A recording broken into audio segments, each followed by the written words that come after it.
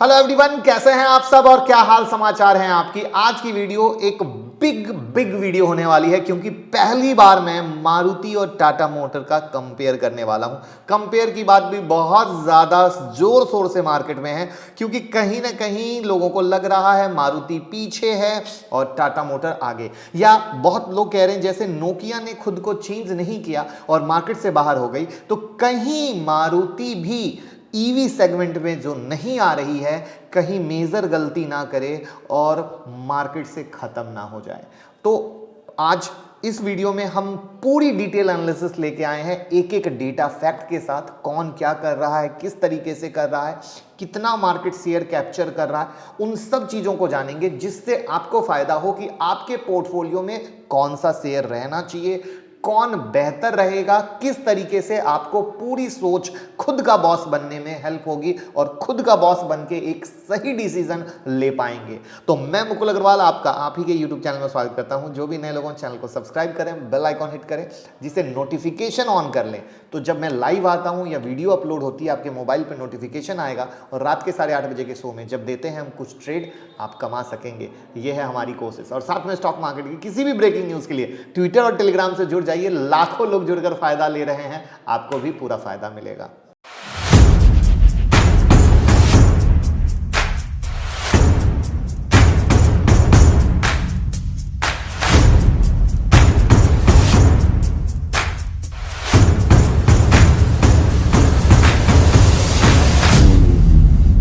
देश की सबसे बड़ी कार बनाने वाली कंपनी मारुति सुजुकी पिछले कुछ महीनों से मंदी का सामना कर रही है। मैं स्टॉक की बात नहीं कर रहा हूं, मैं बात कर रहा हूं इनकी बिक्री को लेकर। वहीं पर टाटा मोटर के सेल में बढ़त देखने को मिल रही है और मार्केट में अपनी पकड़ बना रही है। देखिए, वैसे तो सुजुकी और टाटा मोटर में दूर दूर तक कंपैरिजन नहीं था क्योंकि सुजुकी मैन्युफैक्चर और सेल करने के मामले में देश की 70% मार्केट को अकेले कवर करती है। लेकिन अब जमाना ईवी का आ रहा है और इस सेगमेंट में टाटा के बढ़ते कदम ने इन्वेस्टर को सोचने पर मजबूर कर दिया है कि क्या आने वाले 5 से 10 सालों में टाटा मोटर मारुति सुजुकी को पीछे छोड़ सकता है। और हम इसी सवाल को जवाब आज देंगे। तो चलिए डेटा और फैक्ट की हेल्प से दोनों कंपनी की प्रेजेंट स्थिति को समझने की कोशिश करते हैं और उसके बाद हम फ्यूचर प्लान को डिस्कस करेंगे। तो अभी इसके लिए हम बहुत सारे डेटा लेके आए हैं और यहां पर अभी आपके सामने डेटा है। यहां पर हमने मारुति और टाटा मोटर का कंपेयर रखा है। यहां पर अगर आप देखो प्रोडक्ट वाइज ब्रेकअप में, तो जगवार लैंड रोवर से 78% का रेवेन्यू है, कमर्शियल व्हीकल से 13.30% का है, मैं टाटा मोटर्स की बात कर रहा हूँ, फोर व्हीलर से 6.80 का है, ऑटो लोन से 1.80 का है और अदर से 0.10 का है। इस तरीके का एक कंप्लीट समरी है टाटा मोटर्स का। अगर वहीं पर हम मारुति सुजुकी की बात करें तो फोर व्हीलर में 83.85% का है, स्पेयर पार्ट्स एंड एक्सेसरीज में 10.75% का है और अदर से 5.40% का है। तो किस तरीके से ये काम कर रही है वहां पर आपको ये क्लियर हो गया कि टाटा मोटर्स का जगुआर लैंड रोवर और कमर्शियल व्हीकल पे फोकस है या रेवेन्यू आ रहा है दूसरे शब्द में कह सकते हैं, और सुजुकी का फोर व्हीलर पे। अब सुजुकी जैसा कि आपने देखा कि अपने कुल प्रोडक्शन का 83.85% फोर व्हीलर व्हीकल प्रोड्यूस करती है, जबकि टाटा मोटर्स अभी 6.80 पर ही है। लेकिन अब Tata Motors four wheeler segment में अपनी इन्वॉल्वमेंट को बढ़ा रहा है और इसका सबसे बड़ा प्लस पॉइंट ये है कि इनके पास इंटरनेशनल क्लाइंट भी बहुत हैं। सुजुकी के पास इसकी तुलना में कम है। इसको भी हम चार्ट से आपको दिखाने की कोशिश करते हैं। अगर आप टाटा मोटर्स को देखोगे तो इंडिया में 20.17, यूएसए में 18.79, चाइना में 17.89, यूके में 14.91, यूरोप में 13.63 और अदर्स में 14.61 है। लेकिन अगर आप वही लोकेशन वाइज ब्रेकअप मारुति का देखोगे तो इंडिया में 93.12 और रेस्ट ऑफ वर्ल्ड में 6.88 है। यानी अगर ईवी में कहीं ना कहीं इसने तेजी पकड़ी तो इंडिया का मार्केट में भी शेयर वो आराम से बढ़ा सकते हैं और बाहर के कंट्री में भी पकड़ बढ़ा सकते हैं। तो इस तरीके से किस कंट्री से कितना आ रहा है यह आपने देखा, तो सुजुकी को इंडिया से बहुत ज़्यादा बिजनेस आ रहा है, यानी दूसरी देश से टाटा मोटर्स को ज़्यादा फायदा है तो मारुति को इंडिया से ज़्यादा फायदा है। अब यहाँ पर ध्यान देने की बात यह है कि सिर्फ इंडियन मार्केट में ही मारुति सुजुकी उतनी गाड़ियां बेच देती है जितनी टाटा मोटर अभी इंटरनेशनल और डोमेस्टिक मार्केट को मिलाकर भी नहीं बेच पाती। इसका सबसे बड़ा रीजन क्या है? Tata Motors four wheeler segment में जगुआर लैंड रोवर पर ही ध्यान दे रही है और ये गाड़ियां काफी महंगी है, एक आदमी अफोर्ड नहीं कर सकता। इसलिए फोर व्हीलर सेगमेंट में इनकी बिक्री मारुति सुजुकी की तुलना में कम है। लेकिन अब मारुति सुजुकी की बिक्री में पिछले कुछ महीनों से गिरावट देखने को मिली है। ऐसा क्यों हुआ है, हम इस कारण को भी समझते हैं। देखिए, कोविड की सेकंड लहर ने सेमीकंडक्टर जो चिप थी उसकी कमी का इम्पैक्ट ऐसे तो सब पे डाला, मारुति पे भी पड़ा, टाटा मोटर पे भी पड़ा। लेकिन मारुति में सितंबर 2021 में मारुति की बिक्री में लगभग 48% की गिरावट आई। कंपनी के टॉप मॉडल की बात करें तो स्विफ्ट, सेलेरियो, बेलेनो, डिजायर जैसे बेस्ट सेलर कई मॉडल्स की बिक्री में एक साल पहले की तुलना में 75% की गिरावट हुई। और मारुति नहीं, देश की दूसरी अन्य कंपनियां हुंडई ने भी अपनी बिक्री में 23.6% की गिरावट दर्ज की। वहीं टाटा मोटर्स ने 2022 की पहली तिमाही में ईयरली बेसिस पर 107.6% की ग्रोथ दर्ज की। इसका रीजन है फ्यूचर में ध्यान रखकर काम करना, यानी ईवी सेगमेंट में इन्वॉल्व होना। देश की पहली सफलता टाटा नेक्सन के बदौलत ईवी स्पेस में एक जबरदस्त रिवॉल्यूशन आया है। अगस्त 2021 में टाटा नेक्सन ने 1000 गाड़ियां बेची और ये तो आप ये समझिए कि इंफ्रास्ट्रक्चर ना होने के बाद है, और इंडिया में इंफ्रास्ट्रक्चर अगर हो जाए तो गाड़ियां की बिक्री किस लेवल पे जाएगी। अभी टाटा मोटर का ये किसी भी ऑटो कंपनी को सुजुकी से कंपेयर करना ठीक नहीं, क्योंकि मारुति सुजुकी काफ़ी बड़ी कंपनी है और देश की लगभग 70% मार्केट को कवर करती है।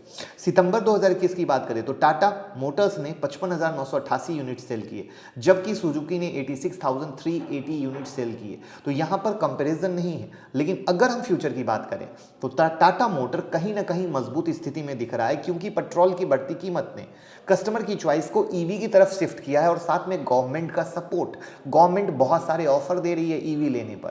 तो ये बहुत सारी चीजें हैं और ऐसी न्यूज आ रही है कि मारुति सुजुकी इलेक्ट्रिक व्हीकल तभी लॉन्च करेगी जब हर महीने कम से कम 10,000 यूनिट की डिमांड होगी, और ऐसा अनुमान है कि 2025 तक ये डिमांड जनरेट हो सकती है, यानी मारुति सुजुकी 2025 तक सेगमेंट में आएगा।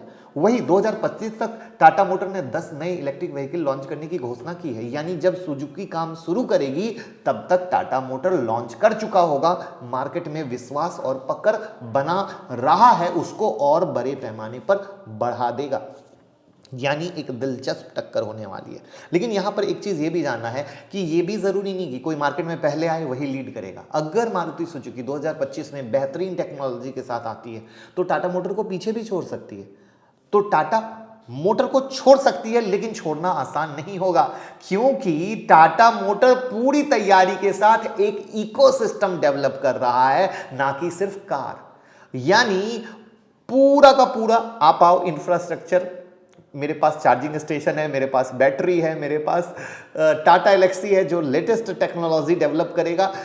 सब कुछ इन्होंने इन हाउस वर्क स्टार्ट कर दिया, जिसकी डिटेल एनालिसिस मैंने वीडियो बनाई भी थी कि टाटा जान रहा है कि उनको टक्कर देने को दूसरी कंपनियां आएंगी, तो उस आने के कंडीशन में वो पीछे ना रहे बल्कि लीडर का लीडर ही बना रहे, इसलिए कंप्लीट इकोसिस्टम लेके चल रहे हैं। And that's the big reason कि टाटा ग्रुप के शेयर बहुत बम्पर रिटर्न दे रहे हैं। यानी टाटा मोटर्स सिर्फ प्रेजेंट पे काम नहीं कर रहा है, सिर्फ फ्यूचर पे काम नहीं कर रहा है, फ्यूचर में कंपटीशन किस तरीके से होगा, वहां पर वो किस तरीके से बेहतर टक्कर दे पाए, उन सारे चीजों पर काम कर रहा है। और ये बहुत बड़ा मास्टर स्ट्रोक है जो कभी नजरअंदाज नहीं किया जा सकता। अब बात करें मारुति सुजुकी की, तो मिडिल इनकम वाले आदमी को टारगेट करती है और उसके लिए गाड़ियां निकालती है जिनकी रेंज जो है 5 से 15 लाख के बीच में होती है, और यही है इनका सबसे बड़ा प्लस पॉइंट।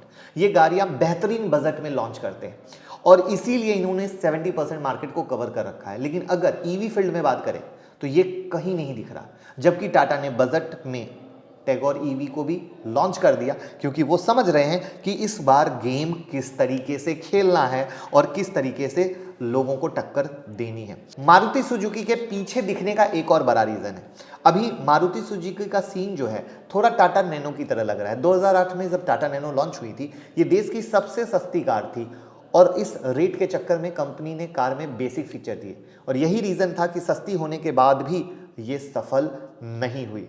मारुति सुजुकी भी अभी कुछ ऐसे ही कंडीशन में दिख रहा है। सस्ता कार बनाने के चक्कर में वो टाटा नैनो के राह पे चलती दिखाई दे रही है और इसके लिए उन्होंने ऑल्टो, एक्सप्रेस जैसी कार टाटा नैनो की तरह लॉन्च करने की कोशिश की है जो एक रेड सिग्नल की तरह है एज पर मार्केट एक्सपर्ट। वहीं टाटा ने टाटा नैनो की फेल होने के बाद एक शिक्षा ली और सस्ते के चक्कर में कभी ऐसा प्रोडक्ट नहीं बनाया जो लोगों को कंफर्ट ना दे सके और आज टाटा ऐसे ही प्रोजेक्ट पे काम कर रही है, सस्ता भी हो, अच्छा भी हो, कंफर्ट भी दे सके। और साथ में सबसे बड़ी चीज़ सुरक्षा। एक गाड़ी में सुरक्षा होना बहुत ज़रूरी है। टाटा ने पहले सुरक्षा पर काम नहीं किया लेकिन अब उसकी हर गाड़ियां सुरक्षित हैं। लेकिन एनसीएपी क्रैश टेस्ट सर्वे के अनुसार टाटा को सेफ्टी के लिए 5 स्टार रेटिंग दी गई है, जबकि मारुति सुजुकी की सबसे ज़्यादा बिकने वाली कार चाहे बेलेनो हो, स्विफ्ट हो, 0 सुरक्षा रेटिंग मिली है।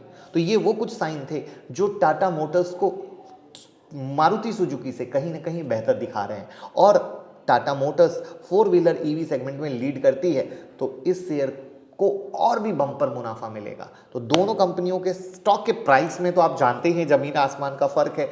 कहाँ मारुति 4 डिजिट में ट्रेड करता है, कहाँ ये 3 डिजिट में ट्रेड करता है, ये एक फ़र्क है जिसके कारण ऐसे भी लोगों को मारुति खरीदना महंगा लगता है क्योंकि रिटेल वाले चाहते हैं सस्ता हो।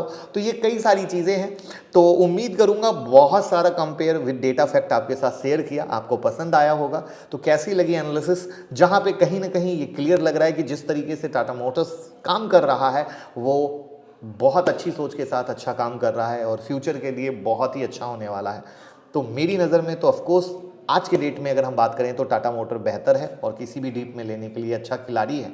आपको क्या लगता है, क्या आप मेरी बात से एग्री करते हैं? और अगर एग्री करते हैं तो लाइक कमेंट शेयर कर दीजिएगा, प्यार दीजिएगा, लोगों तक शेयर कीजिएगा जिससे बहुत हौसला मिलता रहे। Thank you so much, bye bye everyone.